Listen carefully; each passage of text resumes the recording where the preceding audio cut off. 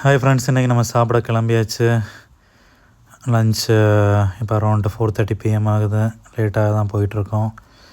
இதுதான் ஹோட்டல்லேருந்து நம்ம கிளம்புறது. வாக்கிங்கில் தான் அரௌண்ட் 1.5 kilometers ஃப்ரம் ஹியர். ஒரு ஸ்பானிஷ் ரெஸ்டாரண்ட்.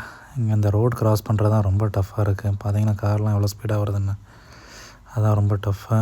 ஆனால் ரோடை க்ராஸ் பண்ணியாச்சு. மற்றபடி க்ராஸ் பண்ணதுக்கப்புறம் இங்கெல்லாம் வாக்கிங் பாத்வே இருக்குது. ஒரே ஸ்ட்ரைட்டாக போய்ட்டு ஒரு லெஃப்ட் எடுத்தால் போதும்.